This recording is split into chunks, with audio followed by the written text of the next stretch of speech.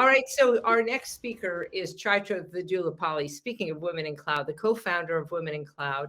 She's just an amazing champion for expanding economic pathways for people all around the world. And what I know to be true about Chaitra is that she's not just the co-founder of CMO of Mela in her role that she plays there, but everywhere she goes, she's interested in making an impact. And so every chance that we have a chance to talk, we talk about how can we make a better impact. And she always leaves by asking me, what can I do for you? How can I help you?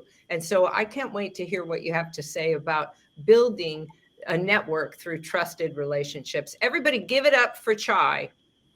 Thank you, Patty. You are doing fabulous, fabulous, fabulous work today and really appreciate it. So let's give a big round of applause for Patty. I can tell you, she's one of the person who's in my trust circle, and I am so grateful she's there with me, along with all the people who spoke today. So I appreciate that. Okay, so the topic that we are going to talk about is how to build a trusted relationship. The reason why I'm doing this one is because this is a on popular demand. All of you asked for it. I am not a coach. I know when the trust works and doesn't work. So what I'm going to share today is really about what the people asked me to do. So I'm here. So when we think about the trust, right, I think most of us would agree that the greatest relationship in our lives are based on one principle, the power of trust. And if you saw, Brenda also enforced, is like the fabric of our personal and professional life. So it is so true. So when you have the right trust, it allows us to really connect at a deeper level and share those most vulnerable stories and create stronger foundation for partnerships. So, and when we know we will be truly seen and heard and understood without judgment or fear of being rejected. So many of you will be wondering is what am I going to share, right? The first question I have for you is how many you have relationship that you can truly trust? Just put in the chat. Just how many of you have relationships that you can truly trust? And this particular session we do with a lot of the entrepreneurs to really build strong relationship with the enterprise companies. And this is the framework which I'm going to share today. And so, in fact, many of you also have struggled finding those right partners for creating mutual success. Do you agree with me that? So when we think about the trust, especially the personal and professional relationship, it is key to supporting you all in your big decision. So in this particular session, what I want to do is pledge and provide you a simple framework so you can become confident and also accelerate your growth, your potential, and also your opportunities are to be the best to becoming a purpose-driven leader. Okay, so I want to have the slides. So Erin, if you can share, that would be good. As author Stephen Covey says, trust is the highest form of motivation, and it brings the best in the people. So over the last 2 decades, I've spent researching, learning, and exploring techniques to build high trust relationship, because when I was growing up, I had relationship where I had experienced a lot of emotional pain. I don't know if you have experienced, but I have experienced a lot. And I think it was all related to trust issues. I couldn't really figure out at that time. But now when I pinpoint, I know exactly what happened and why it happened. I wish I had the framework with me. But till today, I'm still in the quest of finding the perfect silver bullet that can help us build a very trusted relationships. Going to the next slide, I have 2 stories and 1 framework that we will all use. The first story was the glimpse of how actually the trust works. So it was around my working years at Oracle. I used to lead a lot of the pricing plans for all the database products. So during the planning process, there's a lot of information I used to get. And I really didn't know what could be shared and what couldn't be shared because there was no, formal documentation with that. So because who I am, I like to be transparent. I want to be authentic. I would share the information, and that would lead into massive chaos and conflicts and had to really resolve everything all the time. So one day I sat with my manager and she communicated that I broke her trust.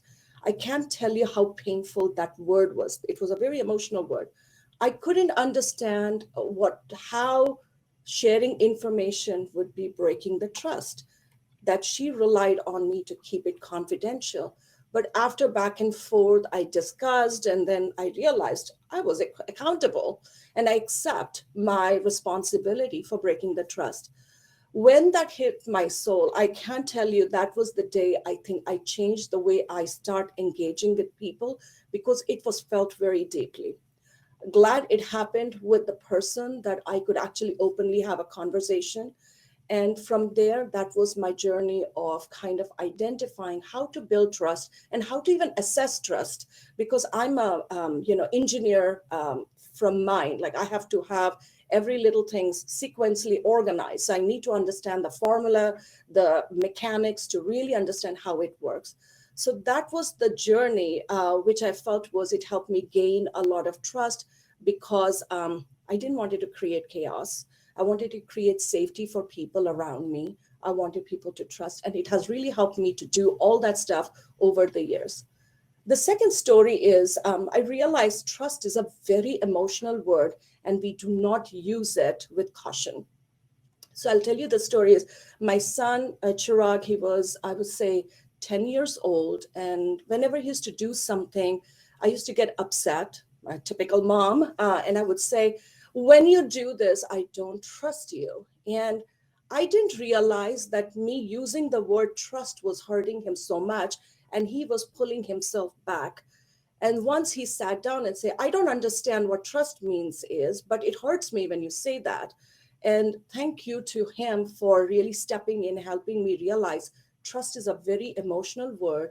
And when you hear it, it really hurts you, right? So that led me to a second question, is to find the right language to explain when someone breaks the trust. How do you communicate so you can really address and you can develop people effectively? So the disclaimer for you is, what I will share today is my lifelong learning and a framework that I use to measure my energy, my time, and resources of how I actually invest.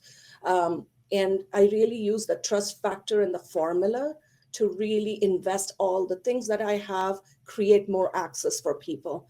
Anytime the trust is broken, I usually pull back and wait till they actually make an effort to build the trust. Sounds good? Okay, so what I would like is, please don't judge me, because when I share the formula, there will be an adverse reaction. Is like, boy, that is kind of really like strange that you even measure. It may look like those, sci-fi friction, like sci-fi fiction kind of models.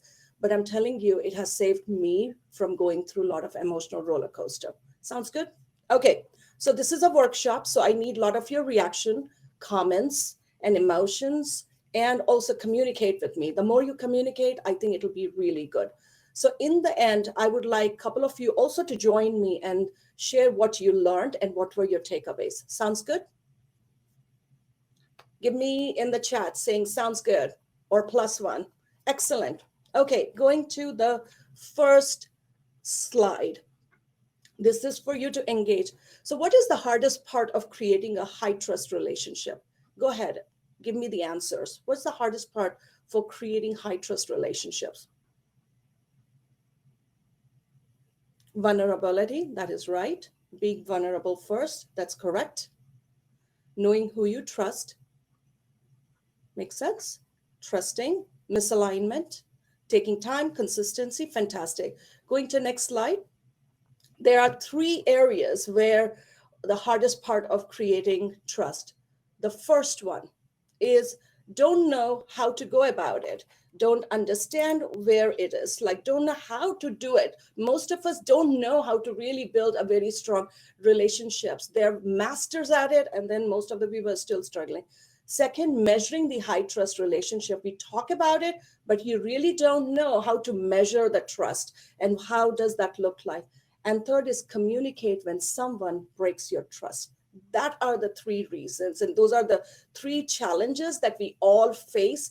And there are multiple of it. But if you don't know how to communicate that someone is broken a trust, you're going to keep brewing that emotional negative energy in your heart, and it's just going to escalate and escalate till something goes wrong.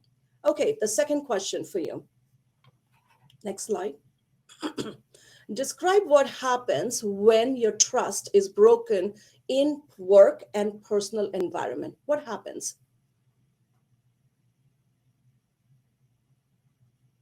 Speak out. You disengage, no longer want to engage. That's right.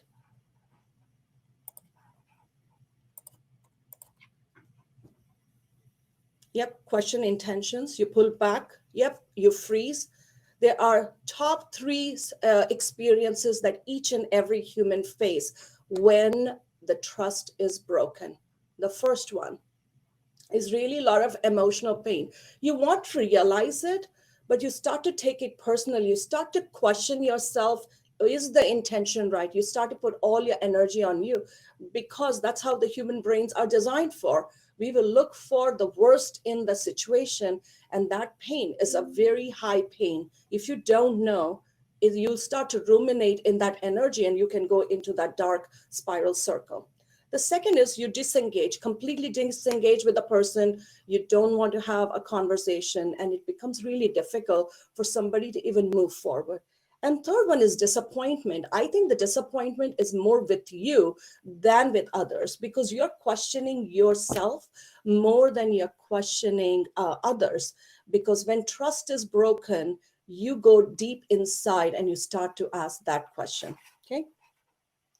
Okay, so let's ask me the third question for you. If we could measure trust, what kind of impact would it have on you? Go ahead. If you could measure trust, what kind of impact would it have on you?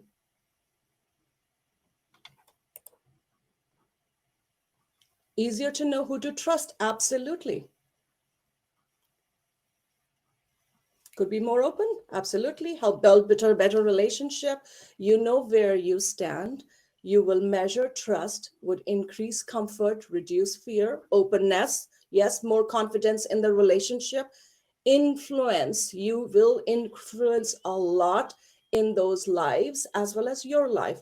And the best thing that I personally feel is you can resolve any conflict in any situation, and your personal power is always intact. Okay, so that comes to introducing the rock of trust. This is a trust framework that I got it from a person when I was at Oracle. They had come to give us like a situational leadership class, and this was a framework that they had taken. And I'm telling you, I use it every single day. Every person I interact, I use it. So that's the disclaimer. So going to the framework. So ROCC stands for, R stands for rely. Okay, let's talk about the benefits of that one. Keep going. So the first benefit that I talked about, right, is really eliminate and reduce the emotional plane. The second one is really clearly communicate what the challenge is, what the conflict is, where the trust was broken. And third is really enriching the relationship. So the way the rock of trust works, there are ROCC stands for, R stands for reliability. The second one, it stands for, O stands for open honesty. The third one is competent, like, are you competent? And the fourth one is compassion. So let me talk about each one of them. Reliability is really about aligned. Are you aligned with their mindset? Are you aligned in the direction? So for example, you're working with someone, can you rely on them? For example, you're working on a project, they just disappear automatically without communicating. That is a break of reliability, right?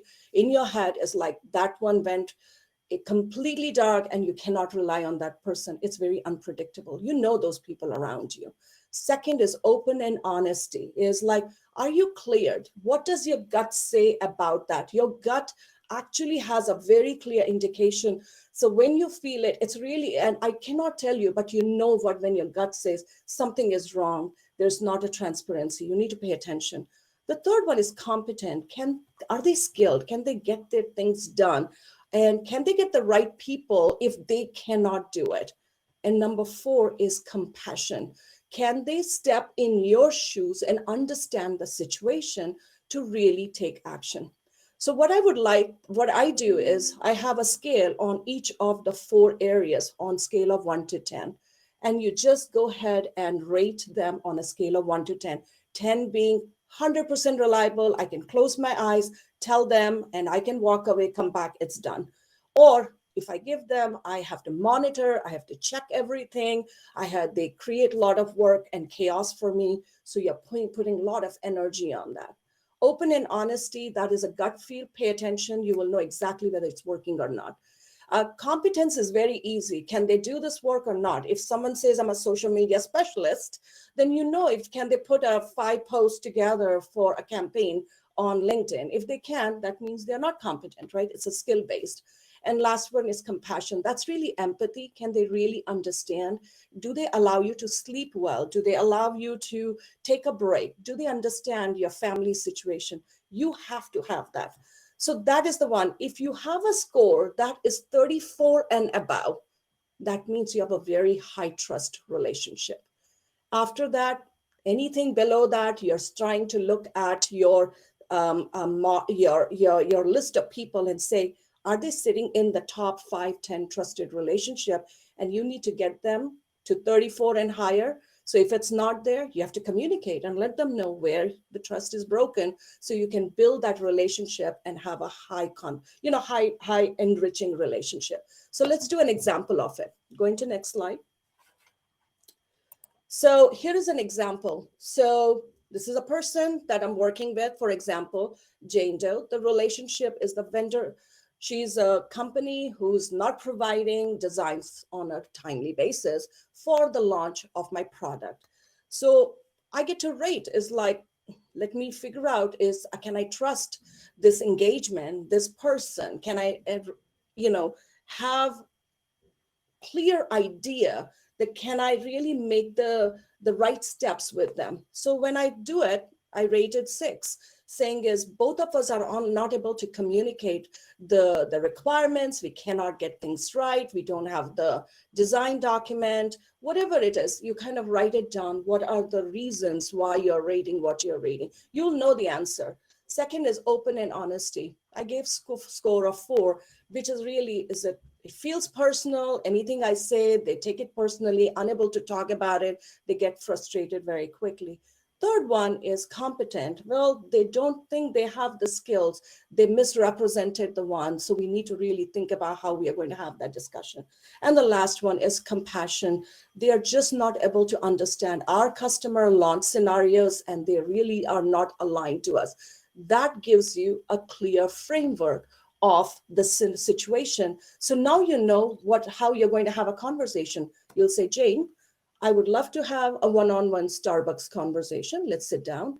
The thing that is, I'm not able to trust you, but here is the reasons. The reason is I can't rely on you. I cannot have an open and honest conversation. And the competence is there, but you don't know exactly what the launch. And the compassion and empathy for my deadlines is not happening. So when you can have that very clear communication words with them, usually the problem gets solved very, very quickly. So anytime, whenever you feel any conflict, and as soon as you say, I can't trust this person, it's not the person. It's really, you need to go into details and click on it. Is it a reliability issue? Is it an open and honesty issue? Is it a competence issue? Or it's a compassion issue? If you find that one and you communicate with them instead of saying, I don't trust you. So that makes a big difference in how you engage in a very effective conversation. And once you use it, you will be very successful in leading either a business or any big initiatives, and really building high trusted relationship with people all around you. And usually I do ask the people who are in my network when I'm working with new customers is, what are the things when you're building high trust relationship, what is more important for you? Some of them say reliability, someone says competence, someone says compassion, but this is the framework. I set it up right up front when we are engaging in a clear engagement with the customer or a partner. Was that helpful? Okay, so anyone who wants to come with me on the stage as we go through an exercise. Raise your hand. I'll bring you on. So we'll go through kind of an assessment. Hopefully I can give you some guidance and you can use it, and hopefully you'll have a fabulous life. Okay. Raise your hands. Who is interested? And if anyone has some trust issues. I didn't see. Okay, let's see. Who is that? Catherine, let me get you on the stage.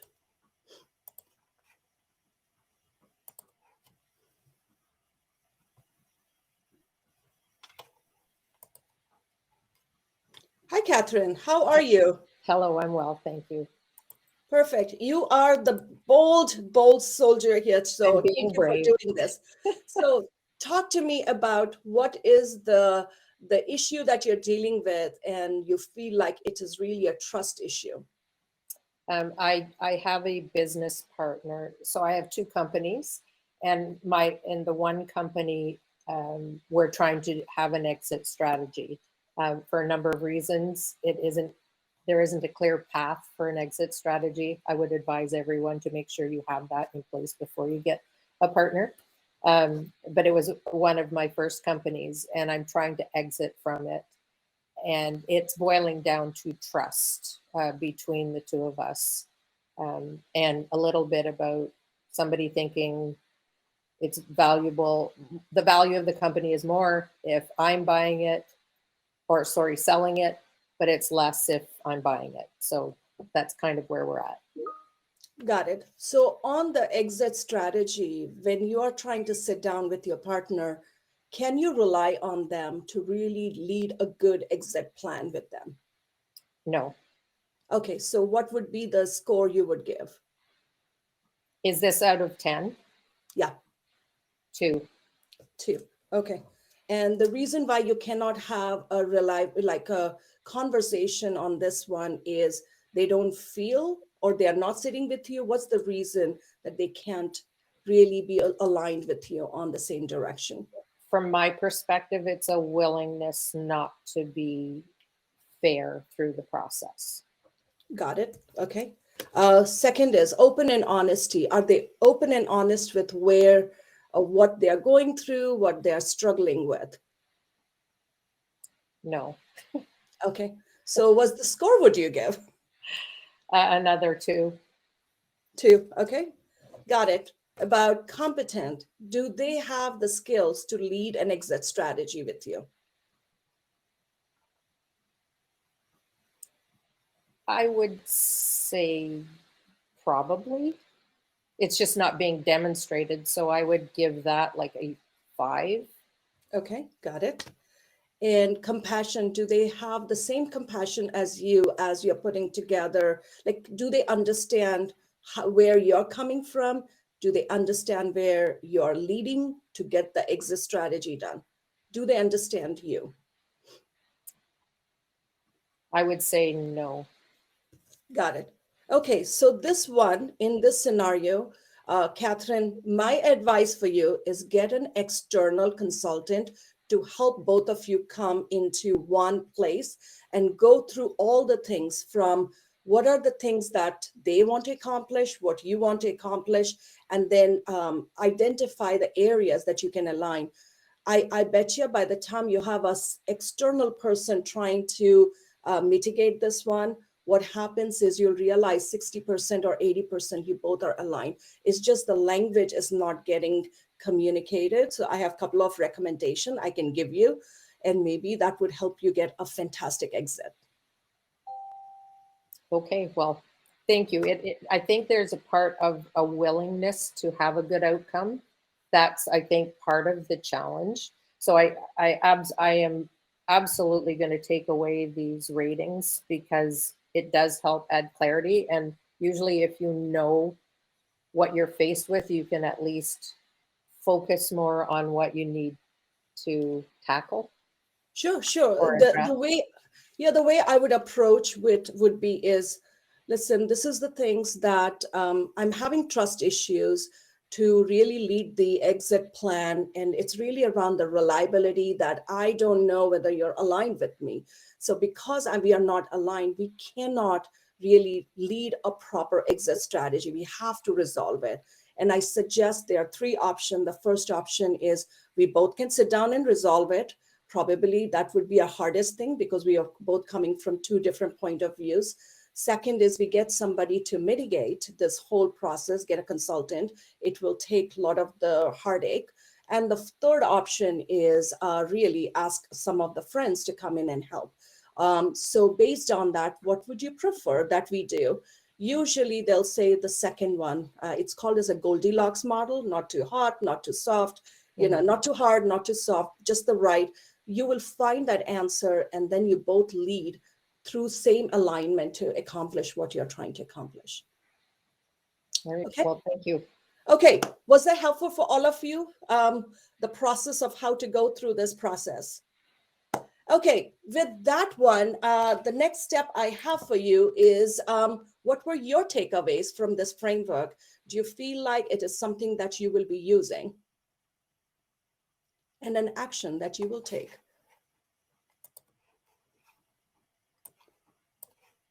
Perfect, perfect. So here are some takeaways from me. When you break trust, it's extremely hard to gain it back. So really go and assess yourself if you're building trust or breaking trust, because sometimes when things do not go right, you're also part of the problem. So kind of take that, look at yourself, but first assess the situation, rate the situation, and then you see what needs to be adjusted using reliability, open and honesty, competence, and